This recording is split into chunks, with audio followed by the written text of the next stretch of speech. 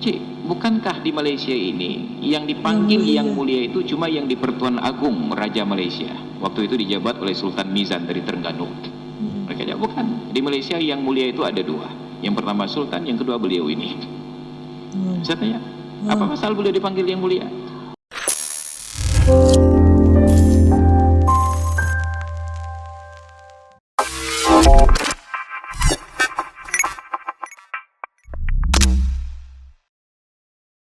Assalamualaikum, Elsa di sini. Hai guys, hai semua, hai korang-korang yang sedang menonton video ini.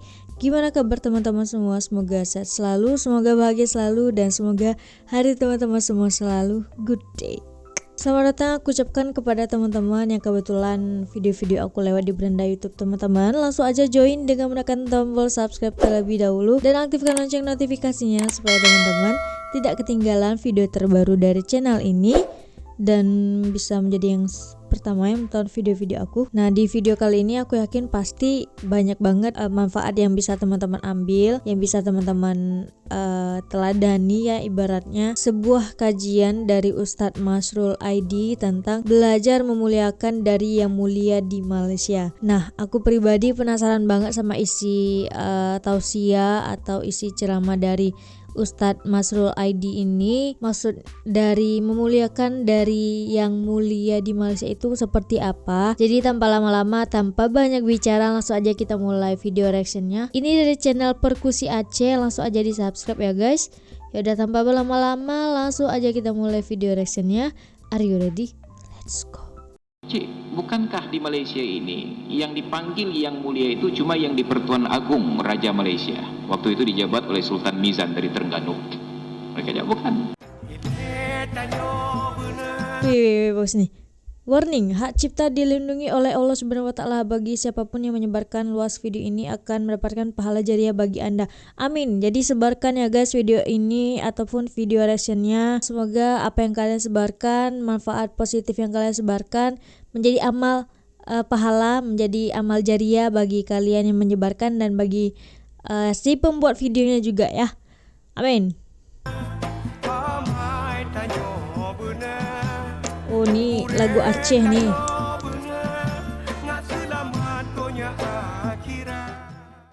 Ini puncak rasa manisnya iman. Maka apa yang terjadi? Mendengar itu Rasulullah bersedih. Maka Abu Hurairah kemudian ajukan sebuah proposal. Ya Rasulullah, tolong doakan kepada Allah agar ibu saya diberikan hidayah Islam. Maka berdoalah Nabi, beliau angkat tangannya, Allahumma hdi umma Abi Hurairah. Ya Allah, berikanlah hidayah kepada ibunya Abu Hurairah. Tapi Nabi tidak panggil Abu Hurairah dengan sebutan Abu Hurairah. Beliau panggil Abu Hurairah dengan sebutan Ya Aba Hirrin. Kata Abu Hurairah, saya lebih senang panggilan Aba Hirrin dari Rasulullah daripada Abu Hurairah yang saya dengar dari orang lain. Kenapa? Kata beliau, karena yang pertama Hurairah itu kucingnya betina, sedangkan Hirrin kucingnya jantan. Saya lebih senang kucing jantan daripada kucing betina. Yang kedua, Hurairah itu kucing kecil, tasghir dari kata-kata Hirrun, sedangkan Hirrun itu kucing besar. Sudah besar jantan lagi, ini udah kecil betina lagi. Saya lebih senang panggilan Nabi daripada panggilan Abu Hurairah selama ini. Ini keistimewaan Rasulullah. Beliau muliakan setiap orang dan setiap profesi dengan panggilan yang layak dan sesuai. Makanya saat pertama beliau hijrah sampai ke Madinah, beliau datangi pasar Madinah. Beliau bertemu dengan perwakilan para pedagang di pasar, yang selama ini pedagang di pasar itu dipanggil dengan sebutan simsar, agen, toke. Lalu datang Rasulullah, spontanitas beliau manggil mereka, ya ayyuhat tujjar, wahai para pedagang. Kalau bahasa Inggrisnya, wahai para businessmen. Tujjar. Mendengar spontanitas Nabi ini, kompak pula para pedagang itu menjawab, iya Rasulullah, wahai Rasulullah, demi Allah kami lebih senang mendengar panggilan tujjar daripada kata-kata simsar. Maka bergantilah dari kata-kata simsar menjadi tujjar, bentuk jamak dari kata-kata tajir, pedagang. Tijarah, bisnis. Nah, maka sekarang diadopsi ke dalam bahasa Indonesia. Orang yang sangat kaya itu disebut tajir. Ya, tajir melintir. Mungkin dalam bahasa Aceh orang tajir itu artinya orang yang mutajo. Itu mutajo aja. Tajir dari kata-kata tijarah. Tajir pelaku perdagangan satu orang, tujar bentuk jamaknya. Beliau muliakan setiap orang dengan panggilan yang sesuai. Maka ini adalah pengajaran tarbiyah dari Rasulullah, adab, bertemu dengan siapapun muliakan orang tersebut. Ketemu satpam saja di kantor, mereka berusaha semaksimal mungkin agar diterima menjadi satpam. Tapi setelah menjadi satpam, mereka tidak senang ditanya, apa pekerjaan Anda? Satpam. Apa tuh kita panggil? Satpam, mari dulu. Mereka tersinggung. Muliakan saudara kita itu dengan panggilan yang istimewa. Komandan. Begitu dipanggil komandan langsung tersenyum. Kenapa? Komandan. Setiap orang senang dimuliakan. Kalau kita panggil mereka komandan, 3 kali saja kita panggil komandan, insya Allah kehadiran berikutnya kita akan disambut dengan senyuman dan sapaan. Kenapa? Tabiat manusia senang dipuji. Maka Rasulullah muliakan setiap profesi, setiap orang dengan panggilan yang sesuai. Maka saya kagum, ada seorang kawan saya, beliau ini bertemu siapapun tetap memanggil kawannya itu dengan sebutan Prof, singkatan dari profesor. Apa kabar Prof? Saya saat pertama kali bertemu beliau, Assalamualaikum Prof, saya sangat merasa bahagia. Saya pikir hebat kali saya dipanggil profesor. Kebahagiaan itu agak sedikit berkurang karena begitu datang kawan lain, siapa, apa kabar Prof? Ternyata profesor semua orang. Semua orang dipanggil Prof. Apa yang terjadi? Karena beliau panggil semua orang dengan sebutan Prof, maka semua orang pun memanggil beliau Prof. Akan kembali kepada dirinya. Jauh sebelumnya, saya kenal seorang kawan di Malaysia, imam besar di Masjid Universitas Islam Antarbangsa di Gombak. Saat berkunjung kemari mengantarkan bantuan tsunami tahun 2005, saya kenal beliau. Ketika pamit pulang, beliau berikan sebuah kartu nama. Baru saya tahu ternyata nama beliau Ustaz Zunaidin. Saat pulang, beliau undang saya, Ustaz, bila-bila datang ke Malaysia, datang ke ibu pejabat saya. Tahun 2006, saya ke Malaysia, datang ke Gombak, Universitas Islam Antarbangsa. Kepada setiap orang yang saya temui, saya bertanya, Cik, di mana ibu pejabat Ustaz Zunaidin? Di mana kantor Ustaz Zunaidin?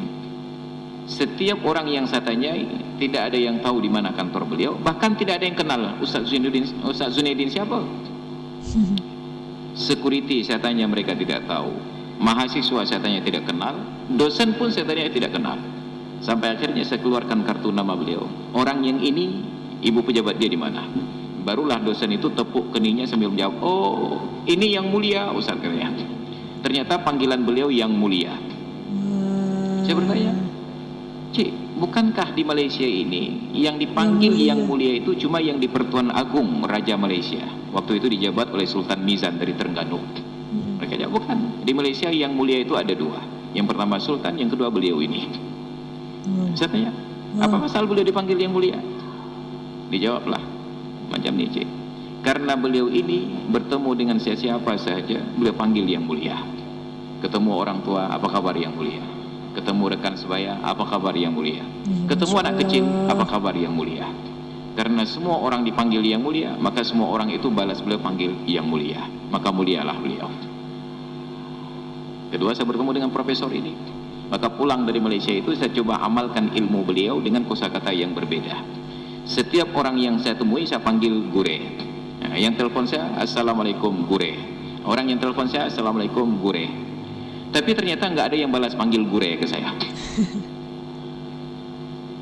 Sehari, 2 hari, sepekan, 2 pekan, barulah setelah berlalu sebulan, tiba-tiba ada telepon masuk berdering, saya angkat, Assalamualaikum Gure, dipanggil saya. Alhamdulillah, panen perdana. Kalau saya tahu hari itu pertama saya dipanggil Gure, saya akan undang gubernur dan wali kota untuk ikut mendengarkan. Baru saya sampai pada sebuah kesimpulan, menanamkan kebaikan tersebut, memetik hasilnya perlu kesabaran. Betul.